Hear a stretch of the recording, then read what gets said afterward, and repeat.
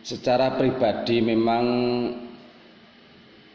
apa yang ditawarkan oleh Habib Rizik tentang revolusi akhlak kita harus menyambut dengan baiklah. Tidak boleh ada yang oposisi. Mengapa demikian? Karena ibarat dagangan itu dagangan yang mulia, yaitu revolusi akhlak. Cuman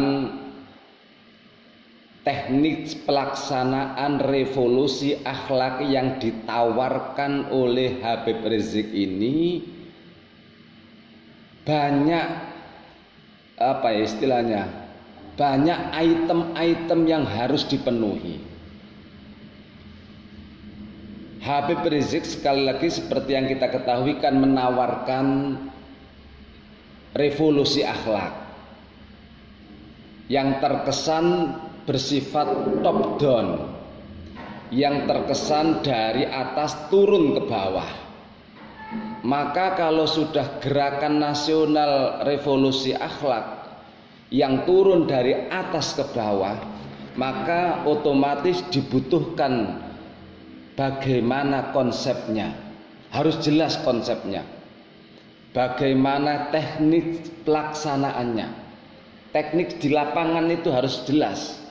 Standar penilaiannya apa, bahkan ada evaluasi, bahkan ada pelaporan untuk merealisasikan program HRS tentang revolusi akhlak. Karena bersifat top down, dari atas ke bawah, gerakan nasional, maka tidak bisa sewenang-wenang menawarkan revolusi akhlak. Harus ada barometer, instrumen yang harus dilengkapi. Sekali lagi, harus jelas konsepnya, harus jelas teknik pelaksanaannya, harus jelas standar penilaiannya, harus ada evaluasi, bahkan ada pelaporannya. Yang sementara ini, ibu bapak sekalian, adanya revolusi akhlak itu sesuatu sekali lagi bukan hal yang baru. Sejak kita masih kanak-kanak sudah ditanamkan akhlak. Kita diajak ustadz-ustadz kita ketika ibtidaiyah ngaji kitab akhlak lil banin, akhlak lil banat, taisirul khalaq fi ilmil akhlak. Itu pelajaran kita ketika kita ibtidaiyah. Di sana ada akhlak yang luar biasa. Di sana ada tuntunan akhlak yang mulia. Di antaranya yang kita kenal adanya tahalli, tajalli. Itu pelajaran sejak kita ibtidaiyah. Bukankah itu tidak termasuk dari revolusi akhlak? Cuman ibu bapak sekalian, revolusi akhlak yang sesuai dengan kultur kita, revolusi akhlak yang sesuai dengan budaya Jawa khususnya, bukan bersifat top down, tetapi bersifat bottom up. Jenengan garis bawah nggih. Revolusi akhlak yang ditawarkan oleh ulama kiai-kiai sepuh dulu bukan top down, tetapi bottom up, dari kesadaran pribadi secara individu yang berubah biasanya seiring dengan budaya setempat. Jadi tidak membutuhkan konsep, tidak membutuhkan teknik pelaksanaan, tidak membutuhkan standar penilaian, karena berjalan dari bawah menuju ke atas, bukan atas turun ke bawah. Inilah yang harus kita garis bawahilah begitu. Sehingga adanya revolusi akhlak yang ditawarkan oleh HRS itu untuk umat Islam kita ini bukan hal yang baru. Sekali lagi, bukan hal yang baru. Ribuan pondok pesantren sejak dulu sampai detik ini masih konsis mengajarkan revolusi akhlak terhadap santri dan santrinya. Sekali lagi ya, sejak dulu ribuan pondok pesantren, jutaan santri sejak dulu telah mengkaji, telah mengaji ilmu tentang akhlak.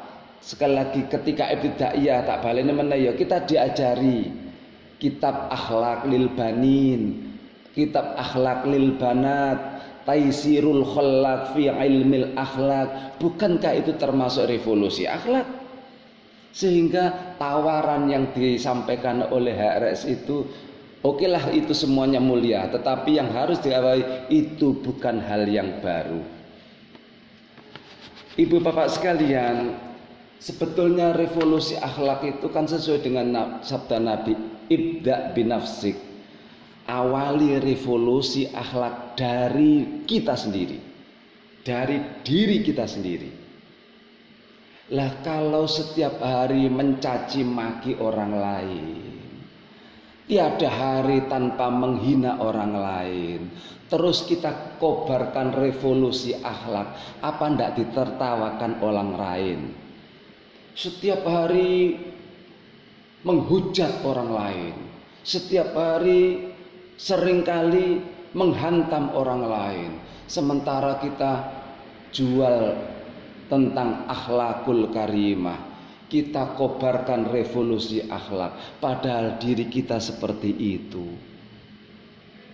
Muhibbin mereka yang cenderung cinta buta sampai tidak memperdulikan orang lain, jalan raya menjadi macet, infrastruktur sudah porak-poranda gara-gara cinta seseorang yang kelewat batas, sehingga mengganggu stabilitas orang yang sedang mencari rezeki untuk mencari sesuap nasi. Pantaskah seperti itu akhlak orang Islam? Lah kalau sudah demikian kok kita buru-buru memasarkan revolusi akhlak? Apa ndak dijibir dagangan kita? Oleh karena itu, agar ini tidak jadi bahan pembicaraan, maka akhlak dimulai dari diri kita. Kalau dari kita tiada hari tanpa menghina dan menghina, pantaskah kita ini jual beli revolusi akhlak? Kalau muhibbin yang begitu fanatik sampai tidak memperdulikan nasib orang lain, sementara kita ini mengibarkan revolusi akhlak, saya yakin hasilnya tidak maksimal. Akhirnya seperti dengan pepatah Arab, lafdhan la makna, wujuduhu ka'adamihi, tidak efektif dan tidak efisien. Karena apa? Karena akhlak akan lebih berdaya guna bila diawali dari diri kita dan kelompok kita